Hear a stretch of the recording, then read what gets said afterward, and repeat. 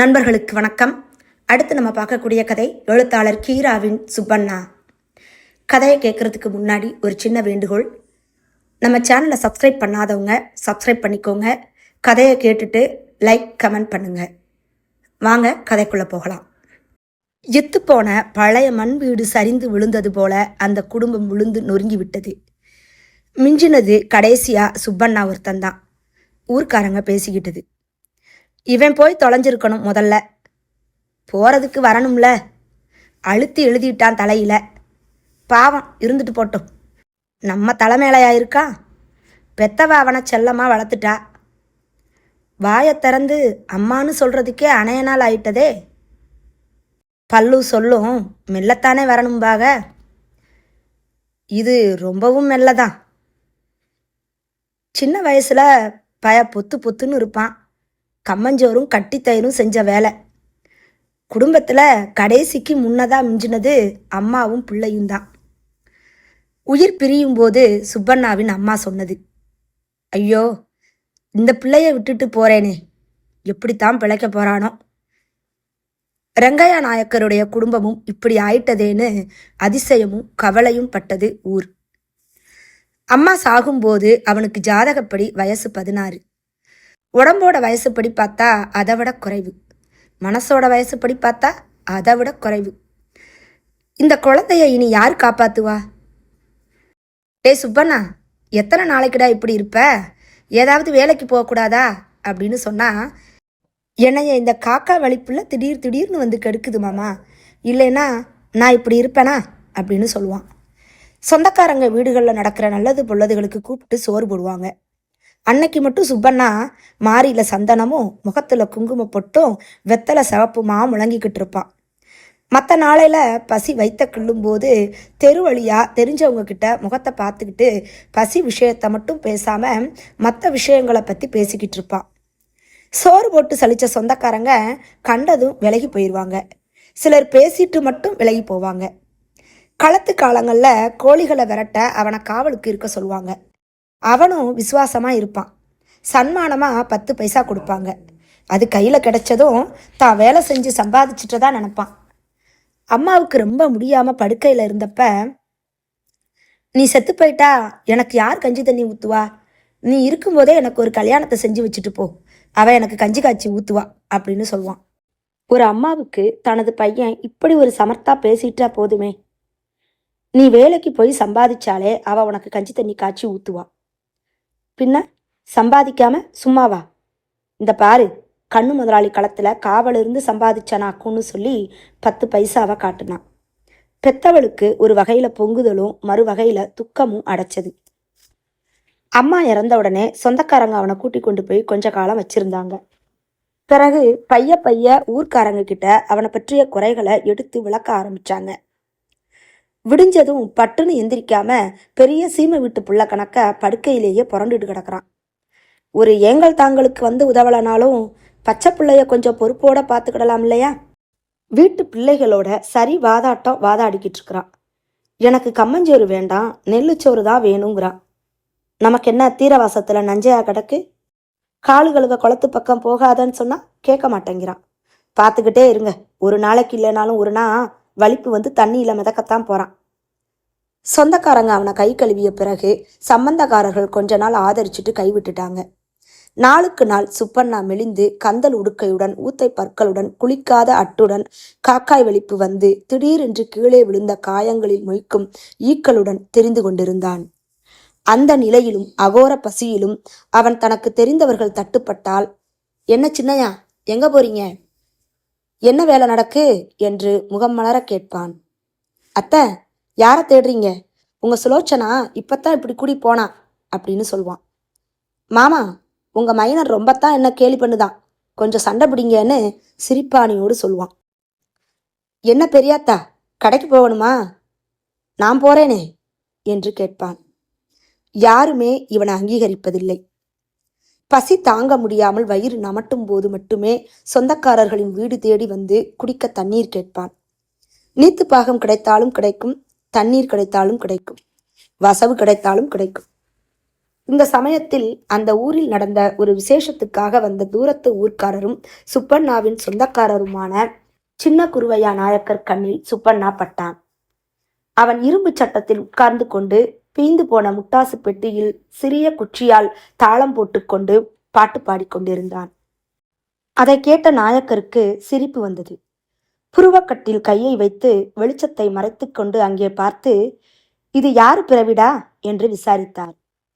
அவன்தான் புலிக்குத்தி சுப்பாநாயக்கர் பேர, மங்கம்மாவின் மகன் என்று கேள்விப்பட்டதும் பதறிப்போனார். ஆனால் அவனோ அவரை பார்த்து சிரித்துக்கொண்டே ராகத்தை நீட்டி நீட்டி பாடிக்கொண்டிருந்தான். மங்கம்மா என்று நினைத்ததும் அவர் கண்கள் பணிந்து விட்டன. அவர் சிறுவனாக இருந்தபோது இந்த குடும்பத்தில் வந்து மாசக்கணக்கில் தங்கி விருந்தாடியிருக்கிறார். ஊருக்கு புறப்படும் போதெல்லாம் புத்தாடைகள் எடுத்து வைத்து வழி அனுப்புவார்கள். இந்த ஊருக்கு அகதி பரதேசிகள் என்று யார் வந்தாலும் பசி அமர்த்தி நிழல் தரும் குடும்பம் அது. அடடா, எப்பேற்பட்ட கைகள் அவை! அரே சின்னையா என்ற ஆதூரத்துடன் அழைத்தார் அவனை. அந்த குரல் அவனை என்னவோ செய்தது. ரொம்ப நாளைக்கப்புறம் இந்த குரலை கேட்கிறோம் என்று பட்டது. அவர் உட்கார இரும்பு சட்டத்தில் கொஞ்சம் இடம் ஒதுக்கி தந்தான். டேய், உனக்கு நான் முறைக்கு தாத்தா வேணும்டா. எங்க ஊருக்கு வாடா, வா போயிடுவோம். திடீர்னு சுப்பண்ணாவுக்கு இதென்ன சீன்றோம் என்று பட்டது. அவனது உலகத்துக்குள் புகுந்த சூறாவளி அங்கே நிம்மதியாய் கடந்த தூசிகளை எல்லாம் வாரி சுழற்றியது. திரும்பவும் அவனை அழைத்தார். முடியாது, நான் வர முடியாது என்று வெடுக்கென்று பதில் சொன்னான். கொஞ்சம் கழித்து, அங்க உப்புமா கிடைக்குமா என்று கேட்டான். இது என்னடா உப்புமா, நாரப்பய உப்புமா. நல்ல பாம்பே ரவையில நிஜமான உப்புமாவே உனக்கு தினமும் கிண்டி தர சொல்றேன். அவர் அவனுக்கு தரப்போகும் புது ஆடைகள், பலகார பண்டங்கள் எல்லாத்தையும் வர்ணித்தார். சுப்பண்ணாவுக்கு கேட்க கேட்க தேட்டம் வந்தது என்றாலும் அதெல்லாம் இங்கேயே கிடைத்தால் என்ன என்றிருந்தது. இன்னும் இங்க இருக்காதடா, வம்பா செத்து போக போறேன். பேசாம என் கூட வந்து சௌரியமா இரு என்றார். செத்து போயிட்டா அம்மா இருக்கிற இடத்துக்கு போயிடலாம் என்று நினைத்தான். உடனே பாடும் சந்தோஷம் நின்று போனது. இந்த ஆளோடு ஊருக்கு போறதா? அங்க அந்த ஊர்ல என்ன இருக்க போகுது? இங்க அவனுக்கு எவ்வளவோ உண்டு. எவ்வளவு நல்ல மரங்கள் இங்கே. இந்த இடத்துல உட்கார்ந்து கொண்டு பார்த்தா அவர்களுடைய வீடு தெரியும். அந்த தெருவோடு நடந்து போக பிரியமாக இருக்கும். ஒரு நாள் தெரு ஜன்னல் வழியாய் வீட்டுக்குள் எட்டி பார்த்தான். அம்மாவும் தானும் படுத்திருந்த கட்டில் அதோ அங்கே தெரியுது. அம்மா படுத்து கிடந்த அறை அந்தா அங்க இருக்கு. ஏலே, என்னடா எட்டி பார்க்க? இந்த சோழியெல்லாம் வச்சுக்கிடாத, போ அந்தால. அந்த வீட்டை வாங்கியவர் சினந்து சொன்னார் அவனை பார்த்து. சரியா, பார்க்கல. கிட்ட வந்து தானே பார்க்கக்கூடாது, தூரத்துல இருந்து பார்க்கலாம் இல்லையா என்று நினைத்து திரும்பி விட்டான். ஊர் மடத்துல அவன் படுத்துக்கிறதுக்குன்னு ஒரு இடம், தலை வச்சுக்கிட அவனுக்குன்னு ஒரு மரக்கட்டை. அதுக்கு பதிலா வேற எதை வச்சாலும் தூக்க வராது. இங்க அவ்வளவும் தெரிஞ்ச முகங்கள். அவனை கேலி செய்யவும், வையவும், அதட்டவும், கோபிக்கவும், சிரிக்கவுமாக. தெற்கு தெருவில் ருப்பிணி சித்தி இருக்கா. எப்பவாவது கூப்பிட்டு கஞ்சி ஊத்துவா. கடையில வாங்கி திங்க ஒரு கூறு பருத்தி கொடுப்பா. அடி திரும்பின பிறகு கம்மாக்கரை மரத்து நனல்ல மாடு மேய்க்கிற பிள்ளைகளுக்கு நொண்டி நாயக்கரு கதை சொல்லுவாரு. நான் உங்க ஊருக்கு வரலப்பா. அட கோட்டிக்கார பயலே, தினமும் நான் உனக்கு வாங்கி திங்க துட்டு கொடுப்பேண்டா என்றார் அவர். அப்படி சொல்லிவிட்டு வேட்டியின் சொருகு முனையை உருவி முடிச்சை அவிழ்த்து 25 பைசா நாணயத்தை எடுத்து, இந்தா 4 ரூபா என்றார். எனக்கு இது வேண்டாம், பெரிய 4 ரூபா வேணும்னு தனது உள்ளங்கையில் ஒரு வட்டம் போட்டு காட்டினான். சரி என்று ஒரு 50 பைசா நாணயத்தை கொடுத்ததும் அமைதியாக வாங்கி கொண்டான். அவர் அங்கே இருக்கும் வரை அவனுக்கு தினமும் 50 பைசா கிடைத்தது. புதுச்சட்டையும் கால் சட்டையும் வாங்கி கொடுத்தார். கொஞ்ச நாளையில சுப்பண்ணா அவரோடு அவருடைய ஊரான கங்கர்சல்பட்டிக்கு புறப்பட்டு போய்விட்டான். சுப்பண்ணா போன பிறகு ஊர்க்காரர்களுக்கு அவன் இருந்த இடம் வெறிச்சென்று இருப்பது போல தெரிந்தது. அதை கொஞ்ச நாள் பேசி சிரித்துவிட்டு மறந்து போனார்கள். எப்பவாவது திரும்பவும் ஞாபகத்துக்கு வரும். சுப்பண்ணா போயிருந்த கங்கர்சல்பட்டி கிராமத்துக்கு இங்கே இருந்து யாராவது நல்லது பொல்லதுகளுக்கு போய் வந்தவர்கள் அவனை பற்றி சொல்லுவார்கள்.